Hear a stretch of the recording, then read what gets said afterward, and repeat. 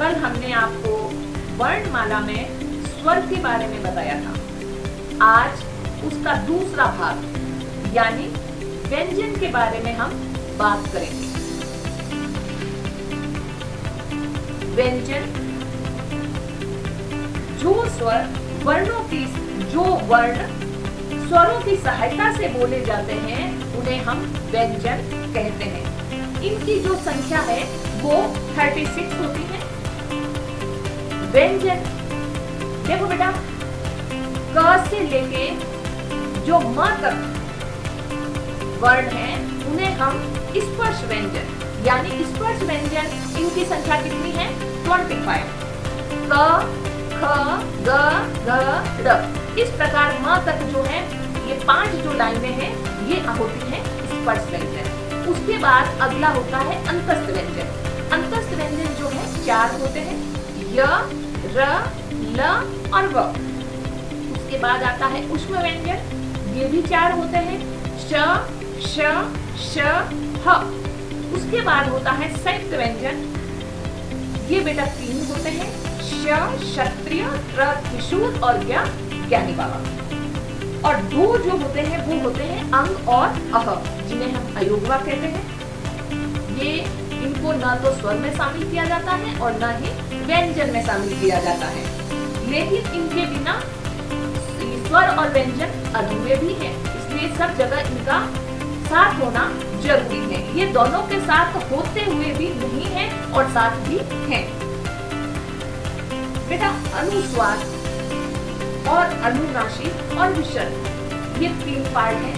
अनुस्वार में मैं आपको कुछ 1-2 शब्दों के जो हैं उदाहरण दे देती हूँ। अनुस्वार जैसे लिखा गंगा, जहाँ अनुस्वार का मतलब जहाँ बिंदी ऊपर लगती है और चंद्र बिंदु नहीं लगता, केवल बिंदी लगती है, तो वो होता है अनुस्वार।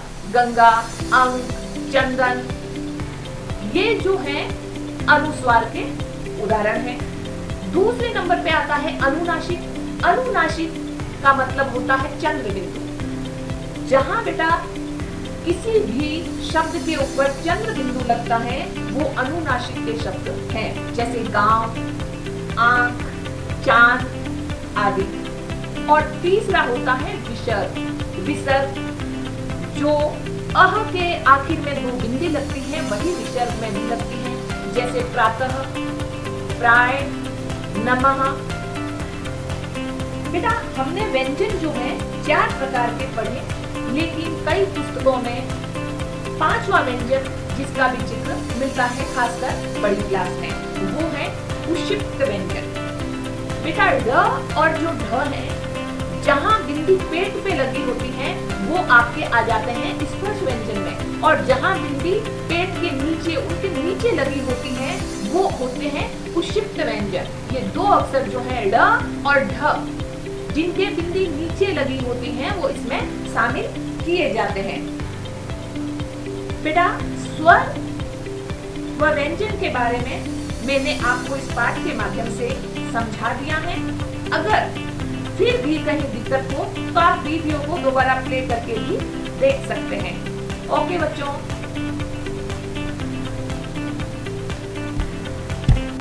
दो व्यंजन कॉन्सोनेंट्स, ऐसे वर्ण जो स्वर वर्णों की सहायता से बोले जाते हैं उन्हें व्यंजन कहते हैं। व्यंजन को हल भी कहते हैं। हिंदी भाषा में संयुक्त व्यंजन को मिलाकर कुल 3 और 33 यानी कि 36 व्यंजन हैं। व्यंजन के भेद, काइंड्स ऑफ कॉन्सोनेंट्स। उच्चारण की दृष्टि से व्यंजन को 4 भागों में विभक्त किया जा सकता है। क स्पर्श व्यंजन, म्यूट कॉन्सोनेंट्स। ख अंतस्थ व्यंजन, सेमी कॉन्सोनेंट्स। ग ऊष्म व्यंजन, सिबिलेंट कॉन्सोनेंट्स। घ संयुक्त व्यंजन, जॉइंट कॉन्सोनेंट्स। क स्पर्श व्यंजन, म्यूट कॉन्सोनेंट्स। जिन वर्णों के उच्चारण में जिह्वा मुख के विभिन्न भागों का स्पर्श करती है उन्हें स्पर्श व्यंजन कहते हैं। इसके अंतर्गत क से लेकर म तक 25 वर्ण आते हैं। इन्हें 5 वर्गों में बांटा गया है। प्रत्येक वर्ग का नाम उसी वर्ग के पहले वर्ण से आरंभ होता है, जैसे क वर्ग क, ख, ग, घ, न। च वर्ग च, छ, ज, झ, य। ट वर्ग ट, ठ, ड, ढ, ण। त वर्ग त, थ, द, ध, न। प वर्ग प, फ, ब, भ, म। स्पर्श व्यंजन। हल चिन्ह।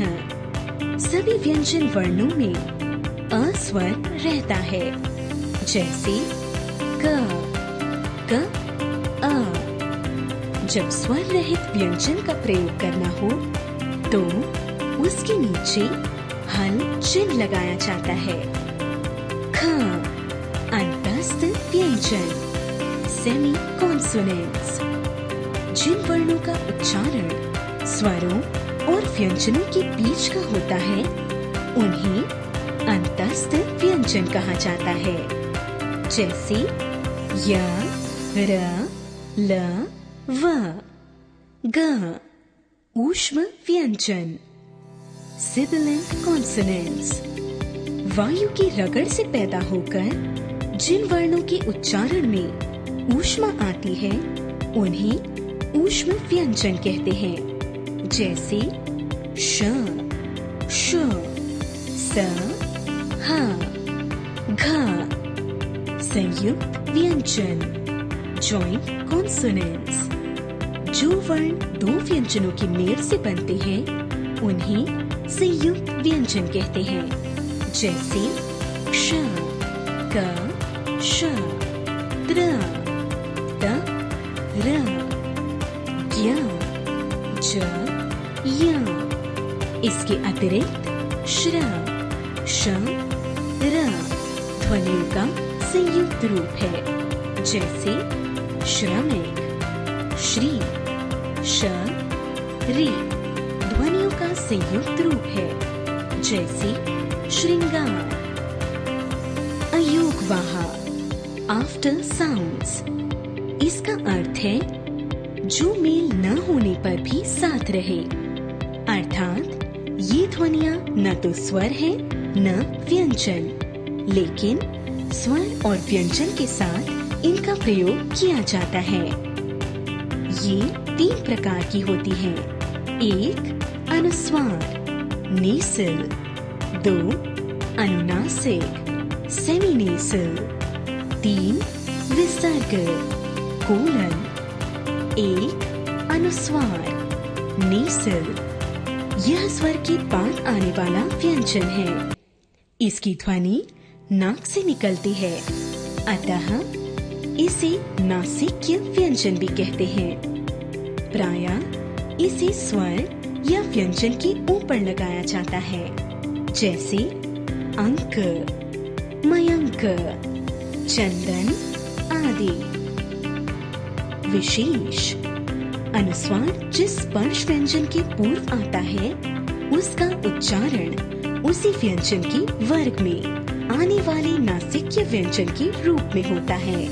उदाहरण, अलंकार शब्द में अनुस्वार क से पहले आया है, अतः इसका उच्चारण होगा अलंकार। 2 अनुनासिक, सेमीनेसल। इन स्वरों के उच्चारण में ध्वनि मुख के साथ साथ नासिका से भी निकलती है, अतः अनुनासिक को प्रकट करने के लिए शिरोरेखा के ऊपर चंद्र बिंदु का प्रयोग किया जाता है, जैसे चांद, गांव, आंख आदि। परंतु जब शिरोरेखा पर मात्रा लगी होती है तो चंद्र बिंदु की जगह मात्र बिंदु लगा दिया जाता है, जैसे हैं, मैं, कहीं आदि। आदि। 3. विसर्ग कोलन।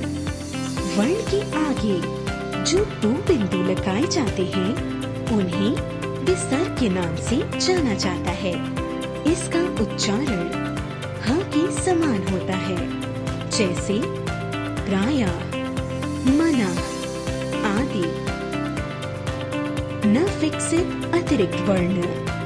हिंदी में कुछ नए व्यंजन भी विकसित हो गए हैं। इन्हें उपक्षिप्त व्यंजन कहते हैं।